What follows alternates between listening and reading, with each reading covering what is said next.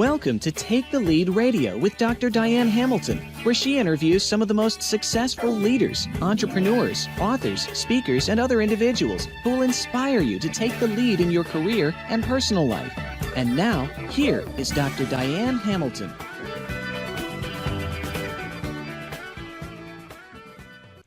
I am here with David Novak, who is the co-founder and retired chairman and CEO of Yum Brands, which includes KFC, Pizza Hut, and Taco Bell. And Yum is one of the world's largest restaurant companies. He's also been named, I could list so many awards you've won, but 30 best CEOs by Barron's, one of the top people in business by Fortune, and one of the 100 best performing CEOs in the world by Harvard. Today, he is the CEO of oGoLead, a digital leadership development platform he created to help people become better leaders. He's the #1 New York Times bestselling author of Taking People With You.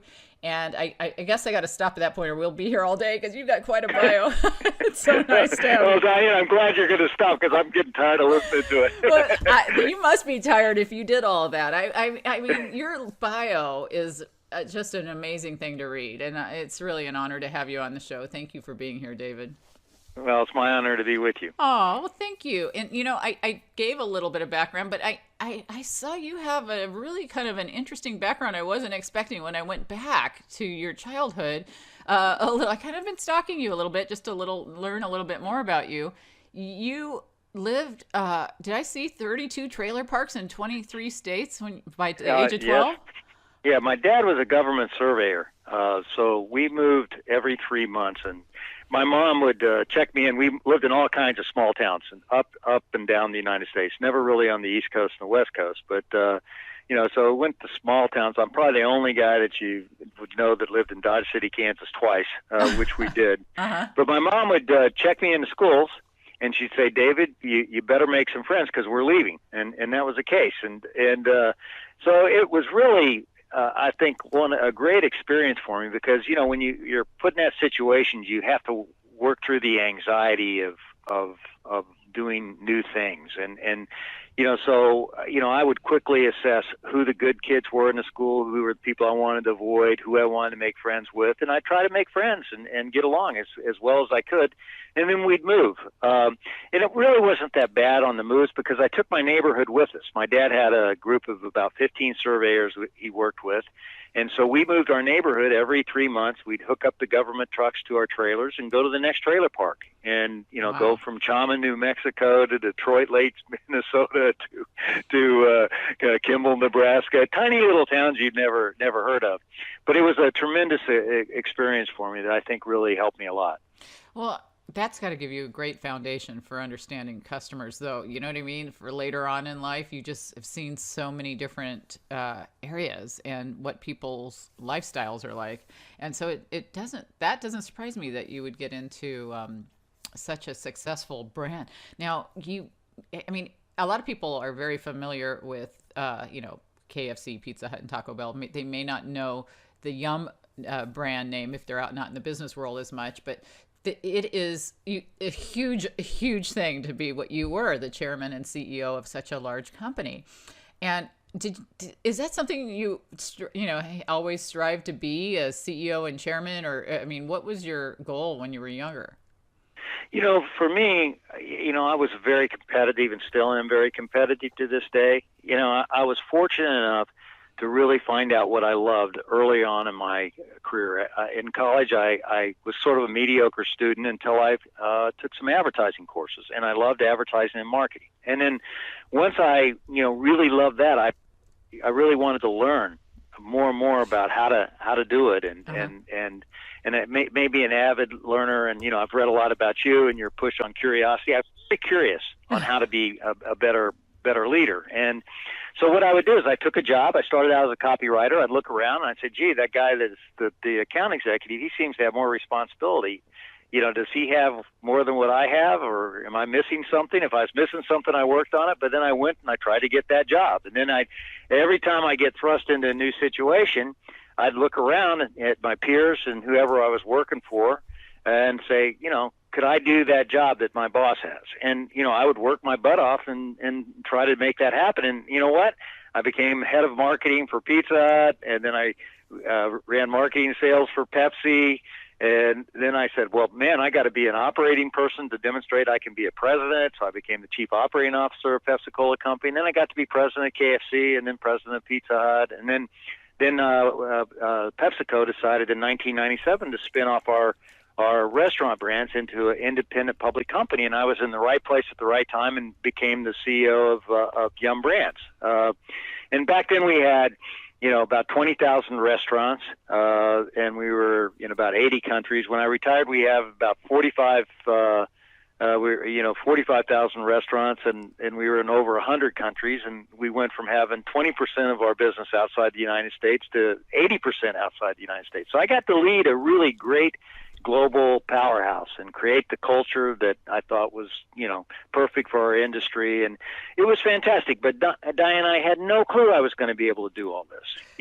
I just did my job, worked hard, was ambitious, looked around and said, hey, if that person could do it, I can do it. Okay, well, I love that that perception of what you're capable of, creating, because I think that a lot of people limit themselves. They think I can't do it. I guess that's why I was so interested in curiosity. I'm super competitive as well, and I like that wanting to strive to be better and looking at what other people do and if they can do it, why can't I do it? The mentality. Yeah. I always say, Diane, you never know what you're capable of. Right. And I'm proof positive of that. Nobody would have ever thought that in my family would ever thought that I'd end up being chairman and CEO of a company, let alone one that was as prestigious as Yum Brands was. Mm-hmm. So right. But it just one thing led to another, and somehow God just kind of takes you down a different path, and you take that road, and I feel very blessed to have had the opportunities that I've had.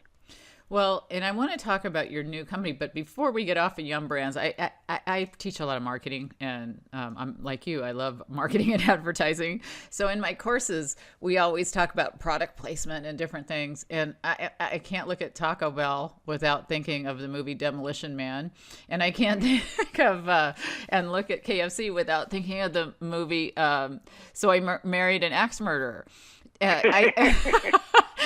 You guys are really, did a great job of getting your product out there. Are those two that come to mind for you, or? Yeah. Well, I think, great brands get into the vernacular. Uh-huh. They become a part of the culture. They can be mentioned just offhand, without a whole lot of thoughts. You don't have to think about it. It's just something you do. Mm-hmm. You go to KFC and get a bucket of chicken. You go pig out on some tacos at Taco Bell. You have that pan pizza at Pizza Hut. It just becomes part of the vernacular. And mm-hmm. What we always try to do with our marketing is get ourselves in the vernacular, be talked about. Try to have a lot of buzz. Mm-hmm. We created at Taco Bell, on the verge of all the social media stuff happened. We created what we call a fishbowl, where we started monitoring social media 24/7 and making sure we were where people were. And, we didn't get behind on that trend. And I think that's really helped Taco Bell become really cool and hip. But you want to be where people are. If they're in mm-hmm. the theaters, you want to be a part of what they see on television. You just want to be natural. You want to be authentic. You want to be true to who you are. Like the new Colonel campaign is fantastic for KFC, changing out those celebrities. And over Mother's Day, they had the Chicken Dales. I was so proud of the team. I had nothing to do with it. I recognized them. I said, man, that's something I wish I would have done. And that's what I always said to people about marketing is, you want to do, in marketing, you wear your work. Mm-hmm. It's the one job where, once you do something, other people see it, and it's big time. So you want to have people see it and say, gee, I wish I would have thought of that. Gee, I wish, I could have done that. They're all great, those commercials. George Hamilton of Extra Crispy kills me. That is just too funny. Yeah. But you were a big part of the spinning off of Yum China, right? So how hard was that? Yeah. That was my last act as CEO. Mm-hmm. I looked at what happened is when we started Yum Brands, we had about 100 restaurants in China. And it became an absolute powerhouse for us. We had a tremendous local team and did a great job. And when we spun it off, I think we had around 7,000 restaurants. And it was about 40% of our profits. And so anytime China had a hiccup, the rest of the company had a hiccup because it was so dependent on China. So we wanted to keep China in the Yum fold, which we did. But what we did is we spun them off as an independent public company and made them a franchisee. Mm-hmm. So they pay Yum Brands a licensing fee on every year one of their sales dollars. So they're still a part of the Yum system. But it was the only place in the world where we owned all our restaurants in China. So we had all the company equity and put all the capital in. So we owned the restaurants there, mm-hmm. and we had great operating margins. So we were able to spin off China so they could become an independent public company, and they've done extremely well since the spinoff. And Yum became a franchise company where we were almost 100% franchise company. So, investors call that asset light because you don't have to put a lot of capital in. Uh-huh.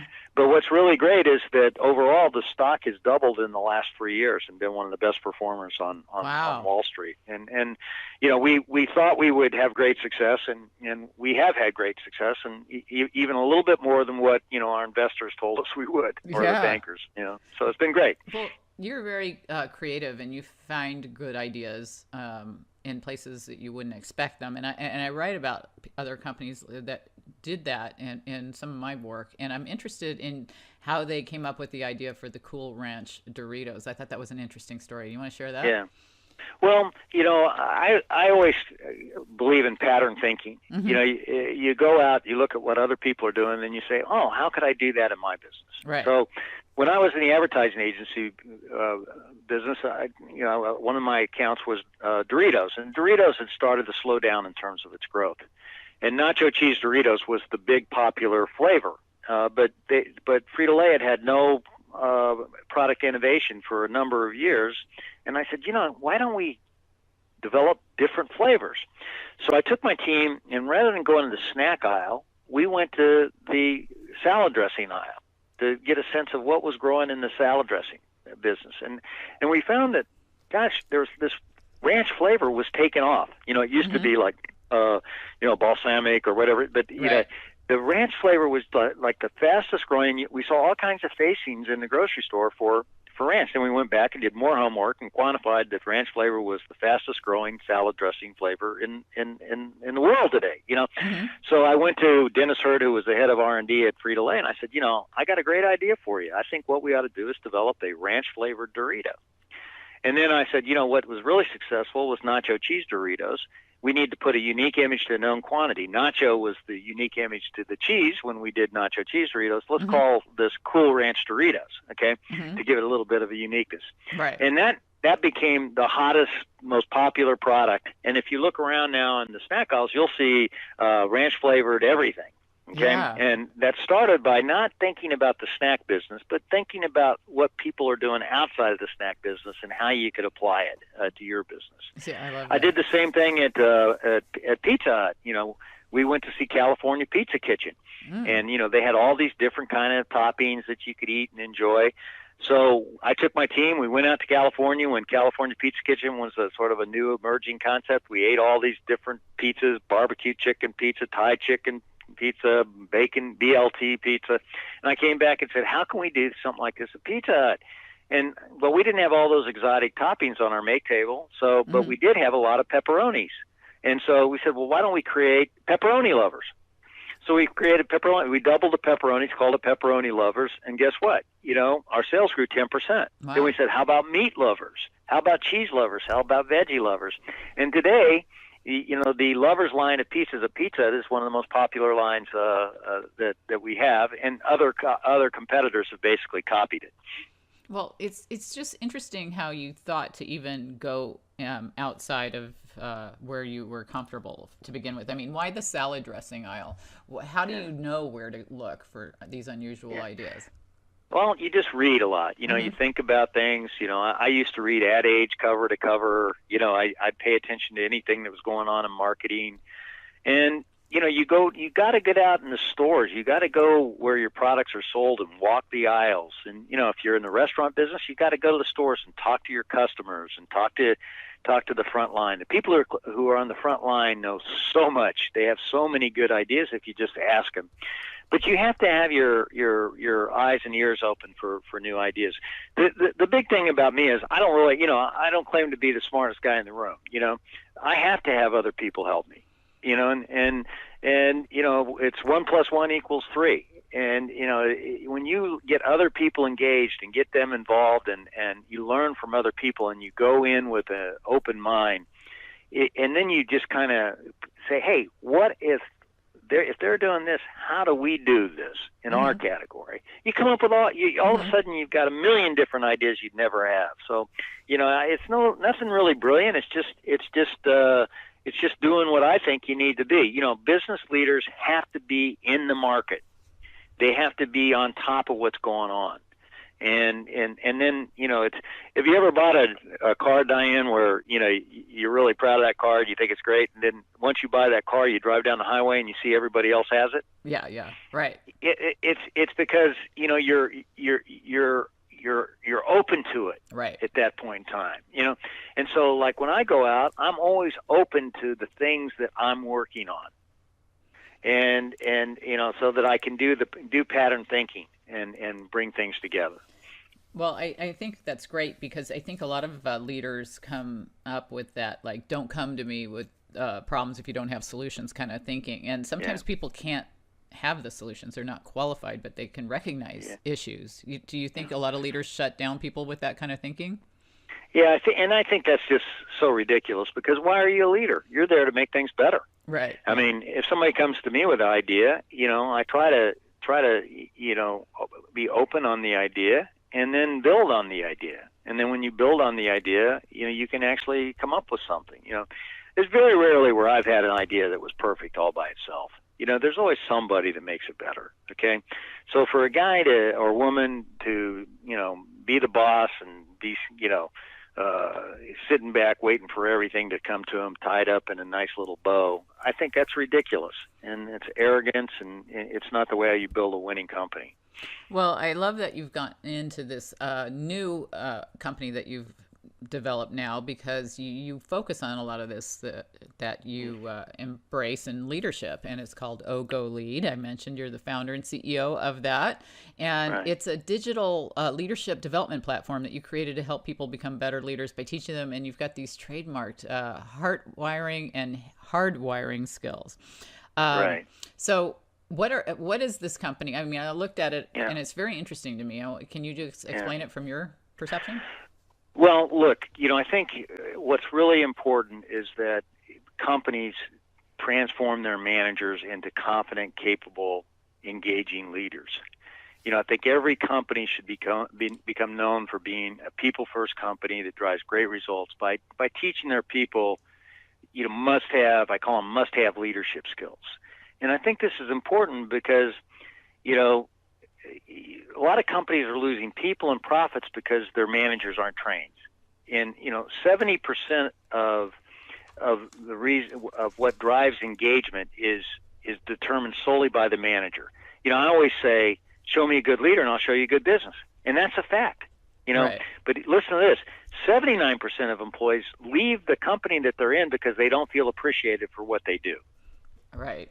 Okay. So people are not valuing each other. Okay. And so as a result, anytime you lose an employee, even if it's a $50,000 employee, it costs you over time $50,000 to replace that employee. Okay. Right. So it's costing people a lot of time, energy, and money. Because they don't train their people. And, for me, when I was at Yum Brands, I spent 15 years teaching a program called Taking People With You. It was everything I knew about how to get your mindset right, how to put the strategy, structure, and culture behind things, and then, how to follow through to get results, because people just don't do that. So that was my passion. I taught it to over 4,000 people in our company. It was just something that was just, so critical to me. And our company, because I knew if I could build great leaders, we would have great businesses wherever we did business.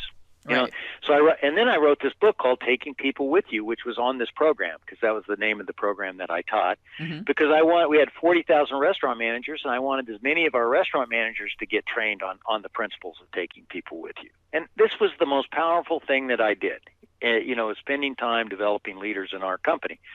So when I retired, you look around and, the big hot buzzword now is all the toxic leadership that's out there. Right. There's all kinds of issues, It's a big problem. So, what I want to do is help companies and help people become the best possible leadership development company they can be, or the best possible leader they can be. And so I have 2 programs that we sell.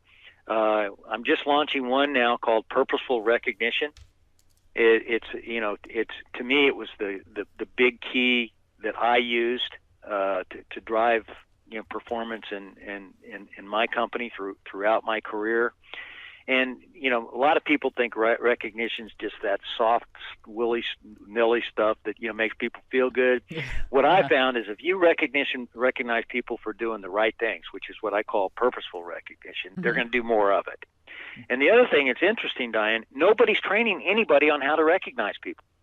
I learned how to do sales programs. I learned how to do, make quality products. I learned finance for non-financial executives. I learned all these different skills. Yeah. How to innovate. No one is teaching people how to recognize people, yet 80% of people feel like they're not recognized at work for what they do.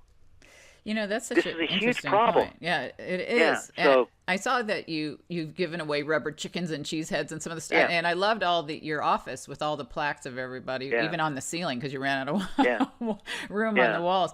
How do you determine I'm thinking about this in sales. I remember they used to give us contests of things to motivate us and different things. Sure. But they never asked me what motivated me or what I wanted for recognition. And they just assumed I wanted to go to a Suns game or whatever it is that they were giving away. Yeah. How do you determine? Well, you need to be empathetic. You got to be empathetic with the people that you do recognize. But purposeful recognition to me is that, you've got a company and you say, okay, now what behaviors do you want to have happen in your company that's going to drive great results?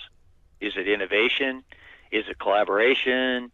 Is it being focused on the customer?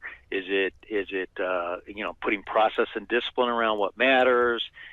What are those things that are going to drive performance in your company? Those usually are companies' values. I don't really like the idea of values because it's it's too amorphous. What I call is this is how we're going to work together. We call them how we work together principles. Okay, so what are those 4 or 5 things that are critical to your consultancy business? Okay, you've got people working for you. Identify what those 4 or 5 things are, and then that's what you recognize people with. Okay, you recognize people for doing those things. So if being innovative is important, and let's say Joe just came up with an innovative idea, you go up and say, Joe, thank you so much for, this idea that you had is really terrific, as creative as it can be, and it's really making our customers happy. And you recognize them in front of other people, so it's public recognized, and then everybody wants to get recognition, and it becomes contagious. And that's what I did throughout my career, and I have to tell you, it is the secret weapon to leadership that that people just don't use. But you can't give it to people who don't deserve it. You have to recognize people who earn it. And so in my training program that I have, it's a 1 hour. I teach the program. It's like a master class on recognition.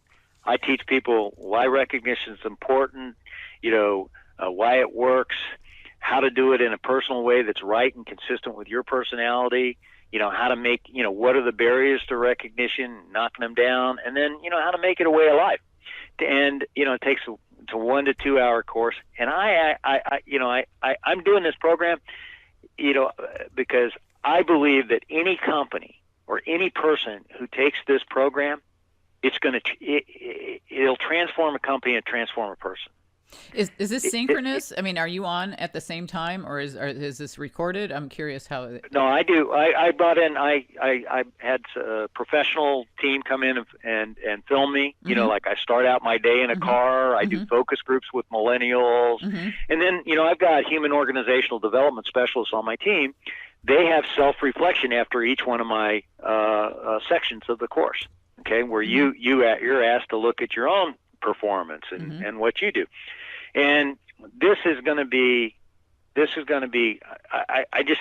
so excited about it because I really believe no matter how successful a company is, if they have people in their company take this program, it'll create a wave that will be unlike any you could imagine. And, that's what I'm very excited about that. Now, The other program I have is called Essential Leadership Traits, and this is all about how you engage, equip, and elevate yourself, okay, to be the leader that you can be. And this is more of a 90-day program. This is sort of like a master's program, okay? Right, It takes you 15 to 18 hours to take, and you learn the soft skills that drive hard results. We call that, being heartwired and hardwired. And I think that, for me, I've had my success in my career, but we do charge people for this stuff, so we're not making any money yet. I think we will at some point, but I'm doing this because I think this is just the right thing to do for people, right thing to do for our country. And I think if a leader has great experience that they don't share with others, it's a crime. I mean, that's why I write my books. Yeah, it definitely, you are paying back what you've learned. And I think that's so important in mentorship.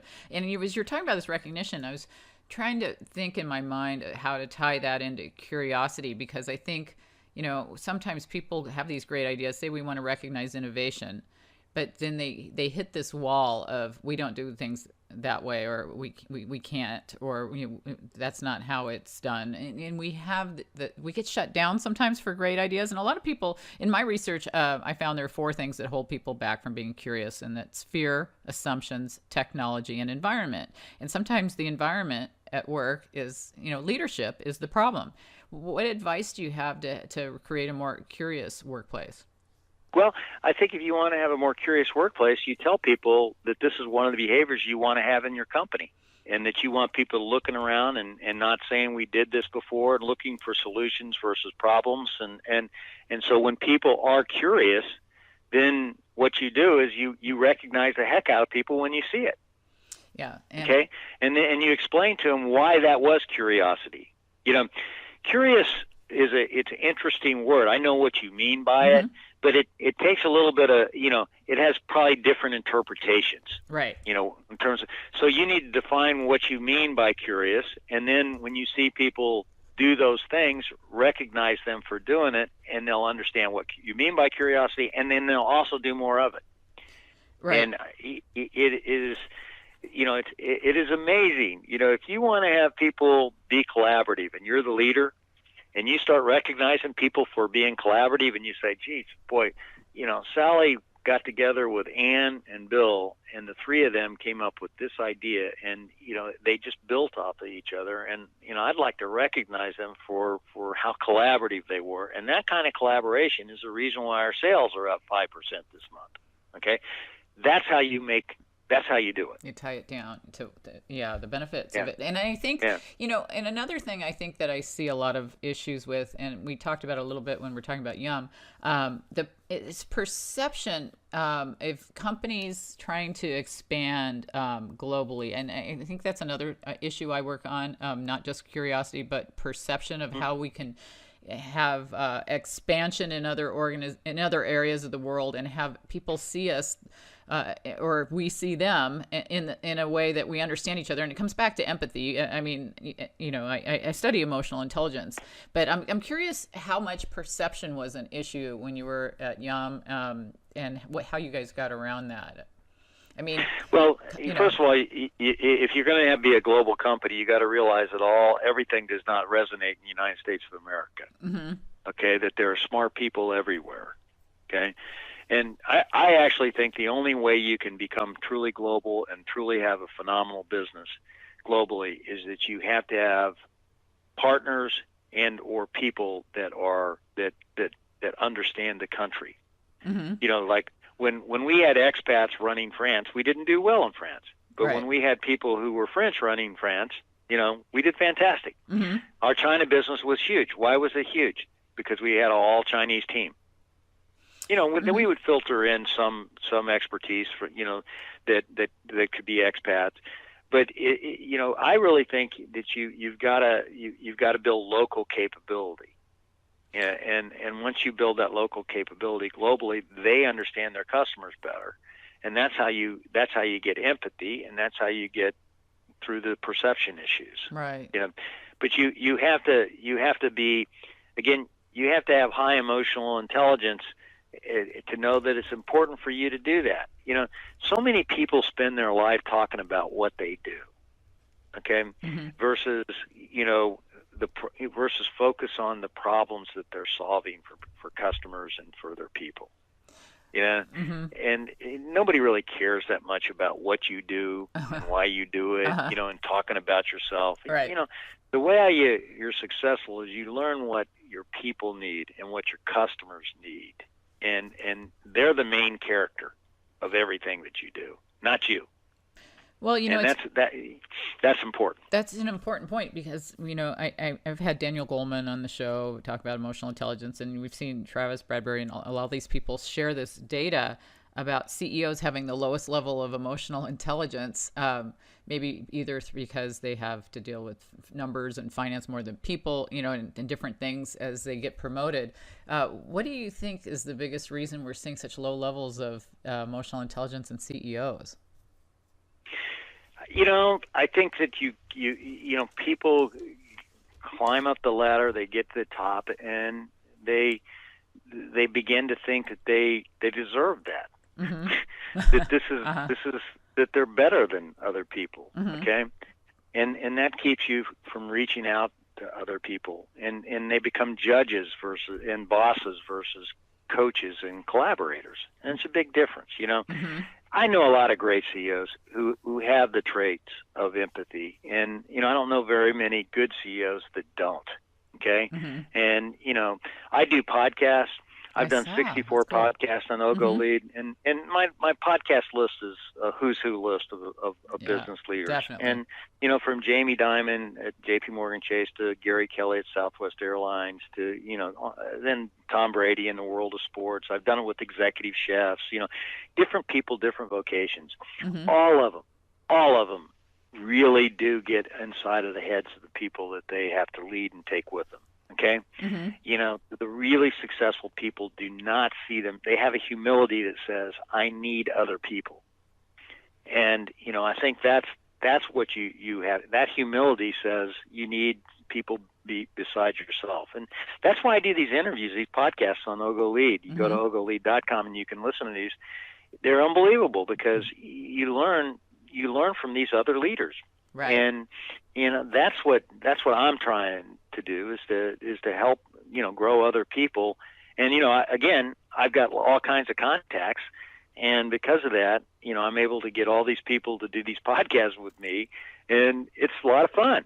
I can relate to that. It makes a big difference. We're doing it right here, but it's like I don't know if anybody wants to listen to me, but the fact is you've got me for now. Okay. Yeah. But I love this. So I agree. I think that what you do is you tie into what, to me, I do this for a lot of the same reasons. You get to learn so much. I share a lot of this, like these clips will be in courses I teach. And then when I speak, I talk, when I talk to David Novak, he said this, and it's so interesting to combine what we learn. And I love what you do with all these groups to try and get them better equipped. And I even saw that you said 63% of millennials feel leadership is not being developed. So, right. And I saw you mention millennials quite often, and other things that I've seen, and it's always in a positive light but we're not doing enough for them. Do you think that right. group is underdeveloped as compared to any other group, or is it just everybody? Well, it's the largest section of our workforce today. Right. Okay. And I think, it's the most maligned, misunderstood generation, that I can think of. The millennials I know, I go to the colleges and and young kids I talk to all the time that are coming up in their career. They want to grow. They want to be developed. The reason why they leave companies is they're not getting developed. They're not growing fast enough. They have these companies where there's no emotional intelligence. Yeah, they don't want to work 24/7 because they grew up with their parents who got divorced because the priorities weren't right. They're trying to balance their life more, but they're doing all this stuff for the right reasons. Okay, and I have a lot of respect for millennials, and I think that if their companies aren't training them, I want to train them. That's why I'm doing this. Okay, now I want to get companies to train them too, and so we have a business to business, and then we also have a business to consumer business. And but I really want to provide the kind of training that will really help people. The one thing that I have going for me, I think, okay, is, and I say this maybe with a little bit of humility, is that, I've done it. I was a CEO for, for a long time, and had a lot of great success. But it was all through other people. Yeah. And so, I offer pragmatic experience that is proven and can really make a difference in people's careers. And that's what I'm really trying to teach people. Well, I'm curious on when you talk about the balance and work-life type things that we focus on, what's the perception in other countries of what is a reasonable work week? Are we unusual compared to China and different places you've worked? I don't know what the usual work week is even here, or what the perception is. I haven't seen that. I think when you talk about aspiring leaders, and the people who are listening to this right now are aspiring leaders. Okay, I just did a podcast with Eric Ewan, who just took Zoom public. Okay, right. He didn't think about Zoom. Balance, but he goes to his little kids' basketball games, and he wants his kids to too. He wants his employees to too. But you come home and you do the work you got to do. Right. Okay, it's just you make it, you fit it everything into your life. It becomes one. Okay, and when you start compartmentalizing things like that, it doesn't work. Yeah. It's why when you go to work, you better go to work and do something you love. Okay, because when you love, you're not really going to work. You love it. You're going to do your hobby. And it's hard for people to figure that out, though, what they love, isn't it? Sometimes. Yeah, it really is. Okay, it really is. But there's all kinds of little tests you can take, whether it's Myers-Briggs or whatever, that you can find out where your areas are. Some people luck into it, like I did, by taking a course, and it was like fantastic. And all of a sudden, I wanted to become really study. What course was that? Well, it was when I was in advertising at the University of Missouri. I took one advertising course, and I was gone. I knew what I wanted to do the rest of my life: advertising and marketing. Right. And so but once you find what you love, that's people always tell you to do that. But why is it so important? When you love something, you can't get enough of it. Yeah. Okay. Well, and now then you got to balance, obviously, your passion with what comes into your life, in terms of your family. But I think that the people who are successful, they don't compartmentalize their life like that. They figure out how to take their whole life and make it one. And you can do more virtually now. It's really changed how we do things. And you do so many things now. You retired from Yum in 2016, right? Right. So now that you've got this new company, the oGoLead, but you've also, before we were on the air, we were talking about some of the things you're doing in education. I'd love to talk about that a little bit. What are you doing in education? Well, my family, we have the Lift a Life Novak Family Foundation, and our goal is to help people achieve the potential they otherwise couldn't achieve without our help. And one of our focus areas is leadership development. So what we've done is we first of all, we created this program called Lead for Change. It used to be Lead to Feed.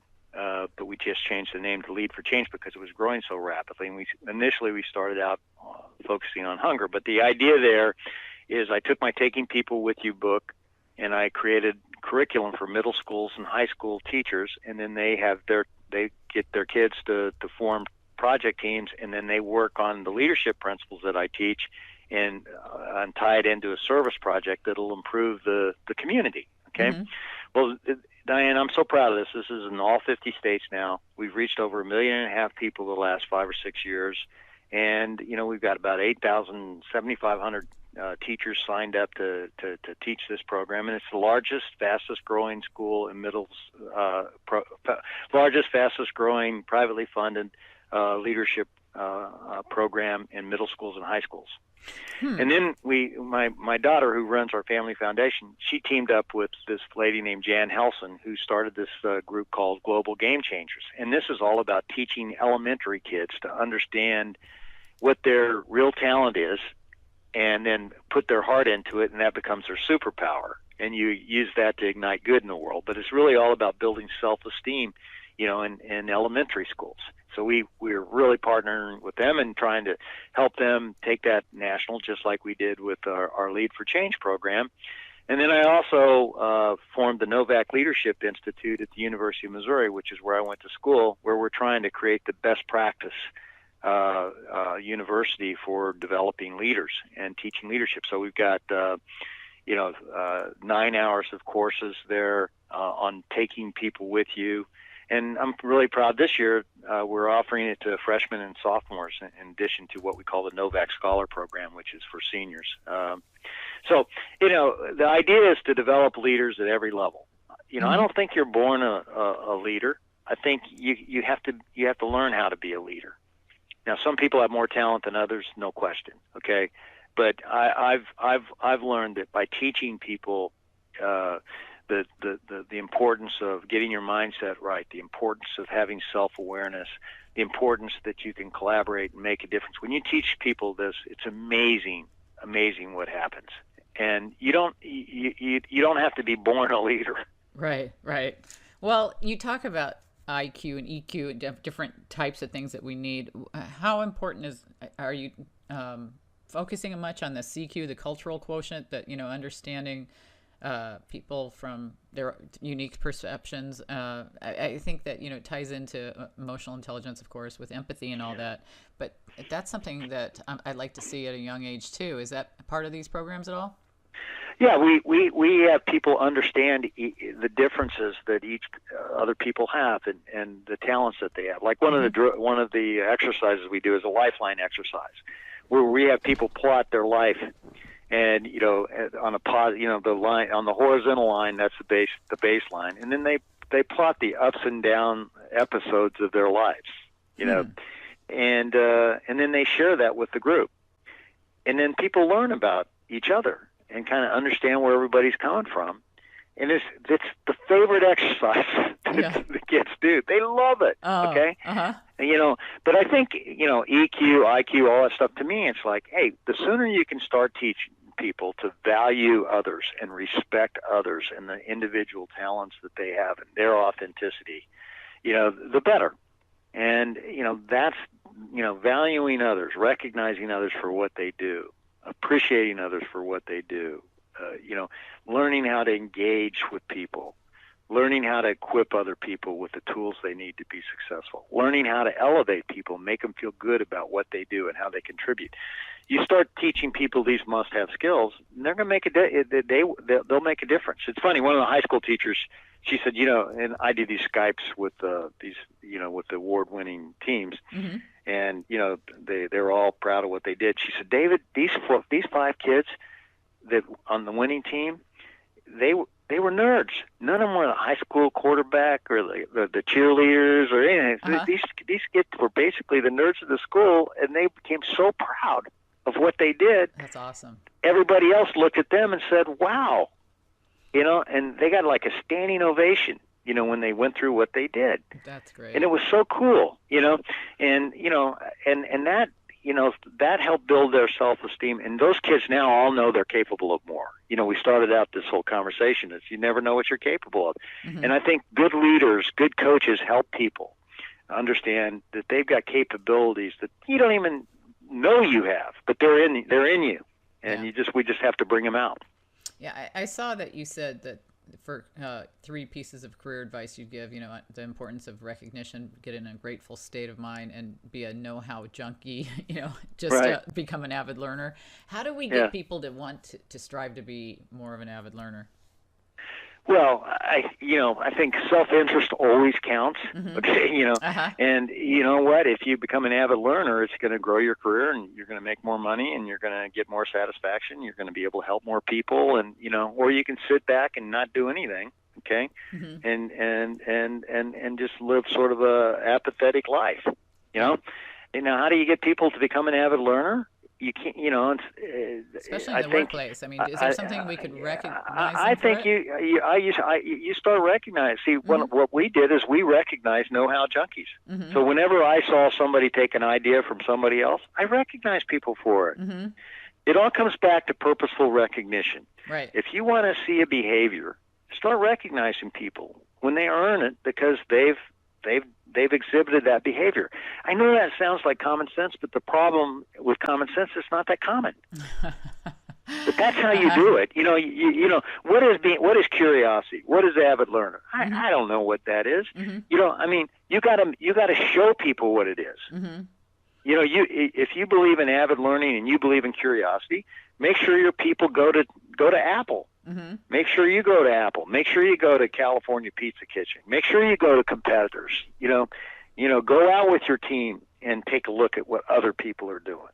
But show the way. If you show the way, people will follow. I always say leaders cast a shadow. People do what the leader does.